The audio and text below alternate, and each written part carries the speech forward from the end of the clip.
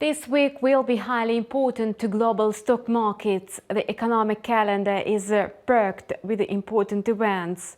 A few influential central banks are holding their policy meetings. The market will get to know crucial employment data. Moreover, high-tech US giants are due to provide their corporate reports. On a Friday, Wall Street closed with the gains in the light of a mixed news. On the one hand, investors cheered the upbeat economic data. On the other hand, market sentiment was dented by gloomy forecasts by top companies. The benchmark stock indexes closed with the intraday growth on a Friday, with the Nasdaq taking the lead. The Dow Jones closed almost flat with a 0.08% uptick. The Nasdaq closed 0.95% and the S&P 500 grew 0.25% to close at 4,070 points. The major indexes opened on Monday on a pessimistic note. All of them signaled losses in the early New York trade. The indexes lost most of Friday's gains and went down. The S&P 500 is expected to trade in the intraday corridor between 3,980 and 4,070 points. The catalyst for Friday's gains was a series of corporate reports from companies with a mega capitalization. The companies provided mixed data that impacted the sectors. From 11 sectors in the S&P 500, the consumer sector looked the biggest gains, while the energy sector printed the heaviest losses of about 2%. The S&P 500 and the Dow Jones closed last week in the green for 3 weeks in a row. The Nasdaq closed with the gains for 4 weeks straight. On the corporate front, Intel shares stumbled by 6.4% after the chips manufacturer presented its grim revenue forecasts. Chevron reported a record high profit for 2022, but its profit in the fourth quarter fell short of expectations. As a result, the stock dropped by 4.4%. Rival payment companies American Express and Visa reported higher than expected earnings that eased concern of a weaker demand among consumers. The shares of payment giants surged by 10.5% and 3% respectively. Obviously, Wall Street opened the new year with a strong rally. The stock indexes battered in the 2022 gained ground. The Nasdaq surged by 11% in January. The S&P 500 and the Dow Jones rose by 6% and 2.5% respectively. The stock market owes its confidence in January to investors facing a dovish reversal in the Fed's rhetoric. The US Fed is expected to raise interest rates not so fast as a policymaker's signal. The long-awaited US personal spending data came in line with the expectations, thus showing soft demand and the slowdown in inflation. Hence, market participants alerted the signs from the US Central Bank about its agenda and revised forecasts. Jerome Powell stated clearly that the crusade against inflation is far from its completion.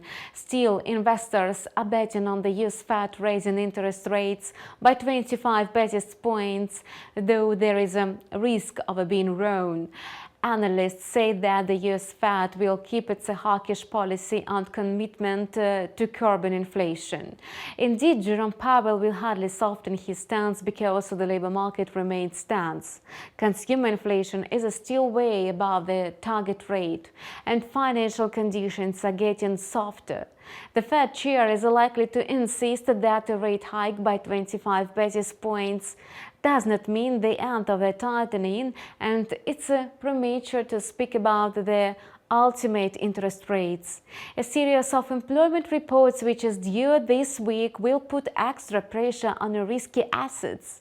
Revenue of Apple, Amazon, Alphabet and Meta in early February could improve market sentiment, and their reports could make an equally strong impact on Wall Street as the US Fed. Apple will shed light on the global demand and the situation in the supply chain in China. Analysts predict higher than expected demand for iPhone 14 Pro. ExxonMobil and ConocoPhillips with their corporate reports might influence market sentiment on Tuesday. As of today, 143 companies included in the S&P 500 have already reported their annual results. According to Refinitiv, 67.8% of them surpassed expectations. Top high-tech giants such as Apple, Tesla, Amazon, Microsoft and Meta opened on Monday in the red. The overall market sentiment could be overshadowed ahead of high-impact events.